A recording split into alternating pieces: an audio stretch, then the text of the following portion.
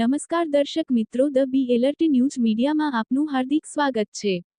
તો જોઈએ આજના મુખ્ય સમાચાર। વડોદરાના મહારાણી રાધિકા રાજે ગાયકવાડ પહોંચ્યા માંડવી। વડોદરાની ઓળખ ગણાતી માંડવીમાં ધરાશાયી થવાની કગારે પહોંચેલો એક પિલર હવે ચિંતા સર્જી રહ્યો છે। માંડવીના આ જર્જરિત પિલર અંગે મહારાણી રાધિકા રાજે આજે પુરાતત્વ વિભાગના અધિકારીઓ સાથે પહોંચ્યા અને પિલરની સ્થિતિનું મૂલ્યાંકન કર્યું। સમગ્ર પિલરનું સર્વે થઈ રહ્યો છે અને ટૂંક સમયમાં રિપોર્ટ તૈયાર થશે। મહારાણી રાધિકા રાજે જણાવ્યું કે આ ઐતિહાસિક ધરોહરને બચાવવી સૌની જવાબદારી છે।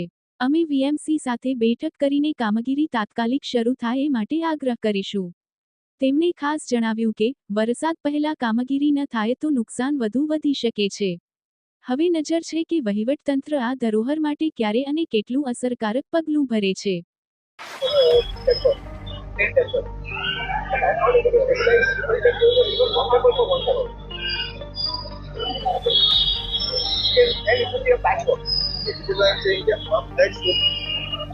Our agenda is that if this needs to be done properly, what are the things that we should be able to do? They want to do right, but at least follow the right steps.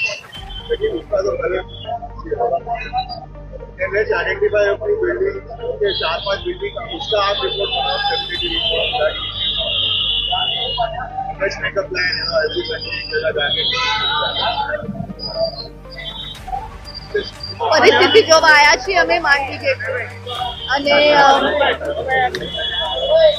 એ જ discussion ચાલે છે કે હવે કેવી રીતે આને આંકી શકાય અને રિપેર કરી શકાય અને હેરિટેજ ટ્રસ્ટ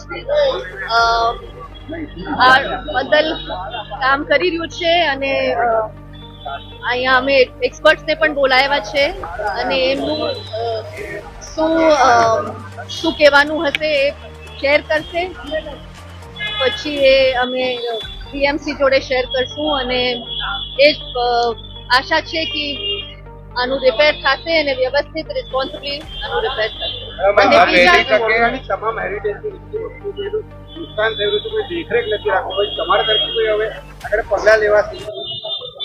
અમે તો આગ્રહ કરી શકીએ છીએ, સંકેત આપી શકીએ છીએ વીએમસી ને અને હેરિટેજ ટ્રસ્ટ બહુ એક્ટિવ છે આમાં અને હું મારો સહયોગ આપું છું હેરિટેજ ટ્રસ્ટને અને અમે વડોદરાના પ્રાઉડ નાગરિકોને તौरથી આને હાંચવાની પ્રયાસ કરતા રહીશું। मैडम मैंने पोस्ट मूकी थी कि कुछ बोलेंगे तो विवाद हो जाएगा, तो किस संदर्भ में कॉर्पोरेशन के संदर्भ में था या किसी और संदर्भ में था?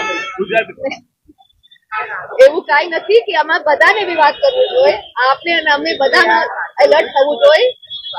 એક તંત્ર ચૂકી ગયું જેવું લાગે છે તમને કે જાળવણીમાં?